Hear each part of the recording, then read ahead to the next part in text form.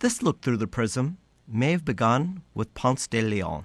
Every year, Americans spend billions of dollars to create age-defying illusions using plastic surgery, creams, makeup, and other methods, when it turns out that the answer might be as simple as a walk on the beach.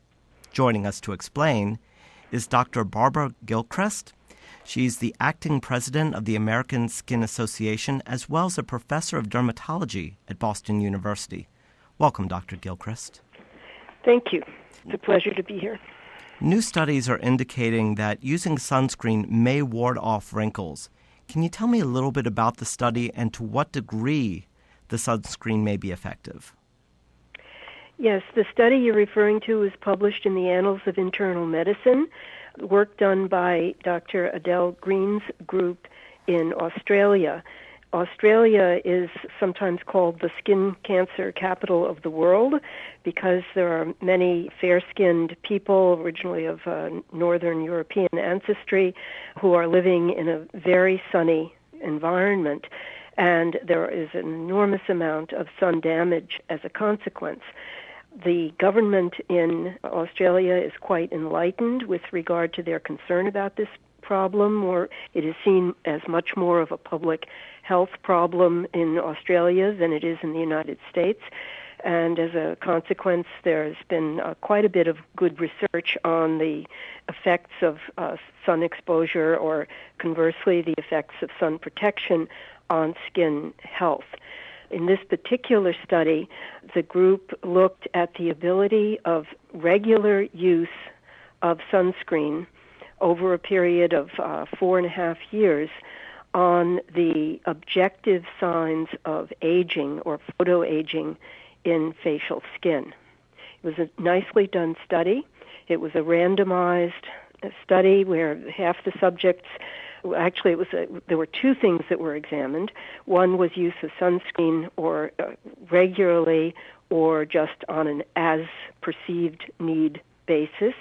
And the other issue that was studied was whether beta-carotene as an oral supplement would affect the perceived aging process. And so the large group of volunteers was divided randomly into groups that got the supplement and sunscreen regularly every day, or no supplement and regular sunscreen use, or no sunscreen, or sunscreen use just as needed with supplement or without supplement.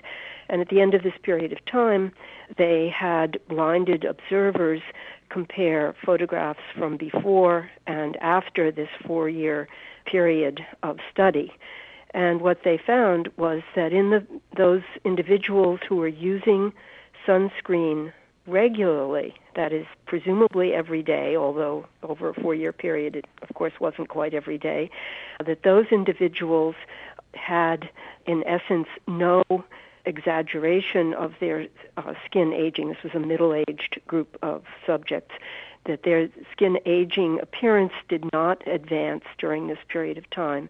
And in contrast, the subjects who were using sunscreen only when they felt it was needed, which on average was something like 3 days a week, that those subjects did have progression in the aged appearance of their skin. Among the group that used sunscreen regularly, the most fair-skinned individuals who are at greatest risk for photoaging, they actually had an improvement in the appearance of their skin. So they looked less aged at the end of the study period than at the beginning. All dermatologists believe, on the basis of their own personal observations, that sunscreen use protects skin, protects the appearance of skin, as well as prevents or reduces the risk of skin cancer. But here was a very nice study in a large group of individuals, nicely randomized, showing that regular daily sunscreen use, or at least the intent to do it daily, does protect your skin and slow or even reverse the perceived aging process in skin. So let's talk about the sunscreen itself for a moment. Was this a very specific type of sunscreen with SPF 30? Was it something which had zinc? Was it a variable type of sunscreen? I don't have the article right in front of me at this point. It was a standard sunscreen. It might have been an SPF 30 sunscreen. But the one reason I didn't focus on this, and I'm not sure the study did, that people, when they use sunscreen, usually use much less than the manufacturer uses to obtain the SPF rating. And so that most sunscreens, frankly, regardless of the SPF number, when used in the customary fashion, which is about 1/2 to 1/4 of the amount that the manufacturer is required to use for testing, that all those sunscreens have a fairly similar protection rating, actually, when they're used in thinner layers, the way virtually everyone applies sunscreen. But they all used the same sunscreen, do you think? Yes, everybody used the same sunscreen. And those who used the supplements, everybody used the same supplement or control supplement, that is placebo supplement. I should say that the supplement, the beta-carotene supplement, did not have any detectable effect on the rate of skin aging over this 4-year period. Just to qualify, it didn't have any detectable effect, or it didn't have a significant effect? It didn't have a statistically significant effect, and there was really, no change, no difference between the two groups. And something which I think is very interesting in this regard, both for the sunscreen part of the study and the beta-carotene part of the study, these two interventions, sunscreen and beta-carotene, have been studied previously for their ability to prevent skin cancer. And the same group, Adele Green's group, who conducted this study on skin aging, had also looked at the ability of sunscreen to prevent skin cancer in a large group of people, and found that it did reduce the number of skin cancers that occurred in a group of people who were using sunscreen regularly versus those who were not. And the beta-carotene was studied by a different group a number of years ago and was not found to prevent skin cancer in a large randomized study.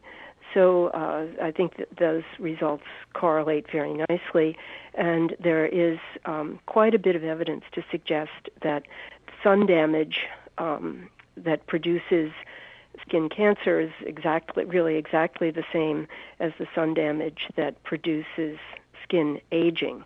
And so preventing one will seemingly prevent the other. So that really may be a large benefit to use daily sunscreen. Want to look into racial disparities? You said it was a large group. Do you know if this research or other research looked into racial groups? This was a Caucasian group, and different ranges of complexion within the Caucasian range, but skin cancer certainly is overwhelmingly a problem of Caucasian as opposed to darker-skinned individuals. And within the Caucasian group is more of a problem, statistically much more of a problem for very fair-skinned people as opposed to individuals who, tan readily and burn rarely. So, and photoaging is the same. Although you can and do have damage from chronic sun exposure, even if you are very dark-skinned, it's really quite minimal compared to the degree of damage and visible damage that occurs in fair-skinned individuals with similar sun exposure. Now, you may have answered this to a degree already, but I've always been taught that everything is good in moderation. Do you have any concerns that someone hearing this might run out and just buy a tub of sunscreen and use it every day? Are there any side effects to using either too much sunscreen or use it too regularly? I think the short answer to that really is no, that sunscreen used on a regular basis is good for you and that you benefit from this.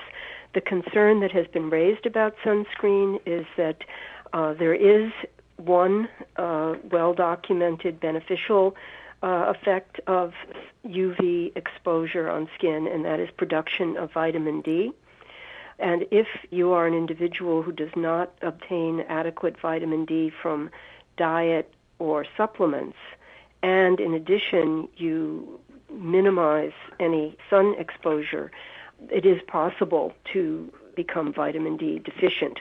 In a number of studies that have been done of individuals who are being extremely careful about sun exposure, using sunscreen regularly because they are at high risk for skin cancer, for example, in a number of studies that have been done in different populations, it really does not seem to be a problem.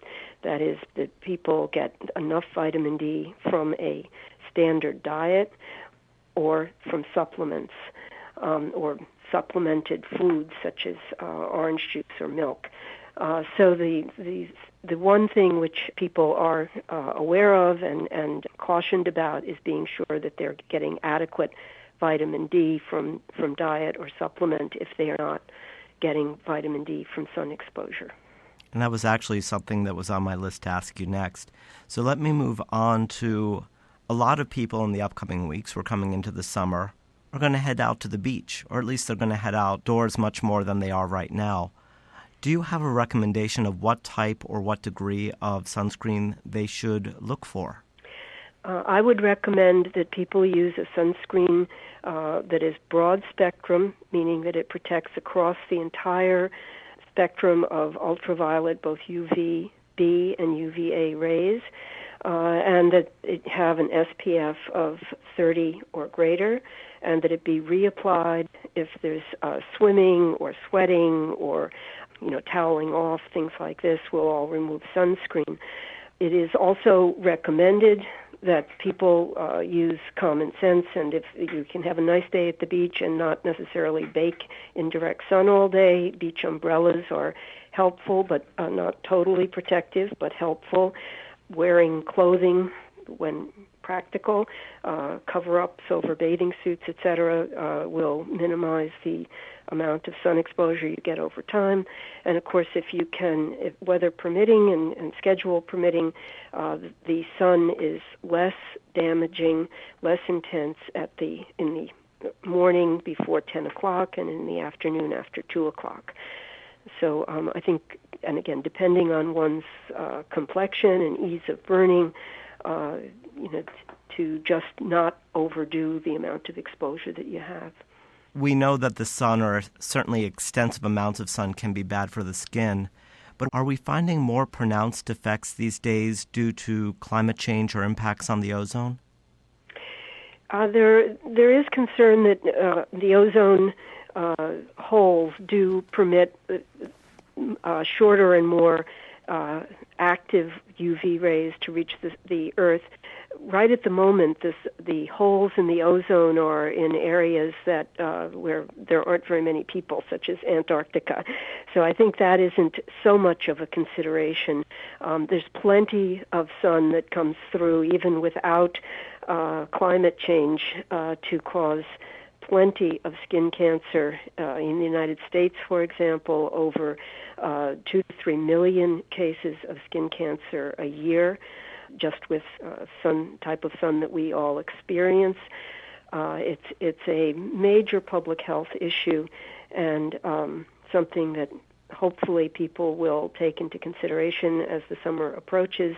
You can have a very nice time outdoors without damaging your skin if you use common sense and daily sunscreen. Looking through the prism, but not directly at the sun. I'm Andrew Hiller for The Voice of Russia, and we've been speaking with Barbara Gilchrest. She is the acting president of the American Skin Association, as well as a professor of dermatology at Boston University. Thank you so much. Thank you.